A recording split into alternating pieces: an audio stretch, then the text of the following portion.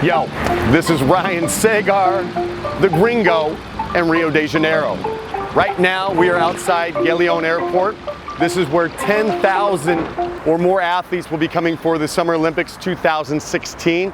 Also, thousands of tourists will be coming to the city of Rio de Janeiro to enjoy the Olympics. You can see we've got a nice welcome sign behind me, welcoming all the people from all the different nations. And just down the way, it's about a 5-mile motorway where there's something that we're gonna take a real good look at, which is called the Wall of Shame, or Muro de Vergonha. It's a wall that was constructed years ago to block the sound of the traffic going by. But one thing the city of Rio has done and the Olympics has done is they put up nice posters on this clear wall to sort of disguise what's behind the wall. And what's behind the wall is one of the biggest communities of favelas here in Rio de Janeiro, known as Escola Maré. It's 16 different favelas that make up this community. The favelas, of course, are considered the poorer areas of Rio de Janeiro, sometimes referred to as the slums of Rio de Janeiro. 22% of Rio's population lives in these favelas. These favelas, of course, started years and years ago, right after slavery, when a majority of the black people that were slaves all of a sudden were no longer in slavery, but had nowhere to go, no property to go to. So they moved to kind of the outskirts of town.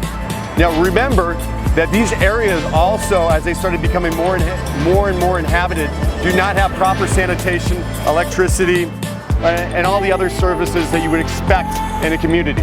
But right now, what we're gonna do is we're gonna head down to what is known as the Wall of Shame, or the Muro de Vergonha, and we're gonna talk a little bit more about the communities that live on the other side of the wall when we get down there. So let's head down the road. So here we are on what is known as the Wall of Shame, or Muro de Vergonha.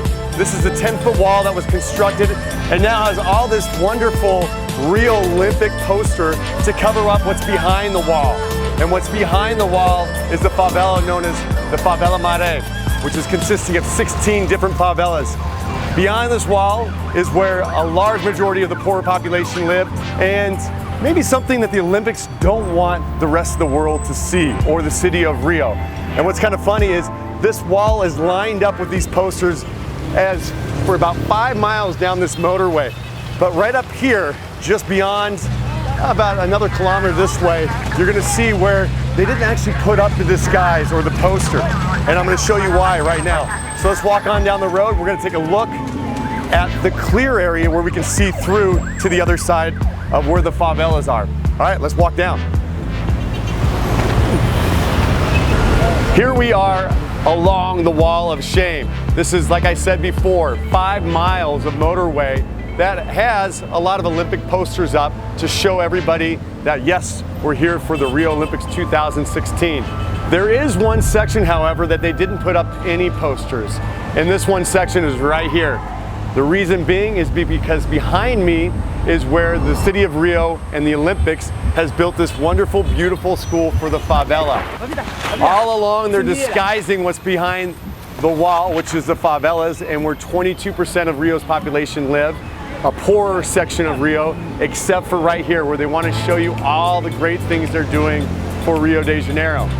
One of the biggest problems beyond the school and with the favelas around here is the city has never given them proper services. So a lot of places still do not have proper electricity, and sewage is one of the major concerns in the favelas. Sewage is not being treated in Rio de Janeiro. So a lot of sewage goes directly into what's on the other side of the road here, Guanabaja Bay. And that's where a lot of the Rio events will be held. And it's been in the news quite a bit because of all the water pollution and all the super bacteria that are in those waters. And I've mentioned this in my first episode, 70% of the raw sewage here does not get treated, goes directly into the water. But anyhow, come on, Rio. You're not disguising anything.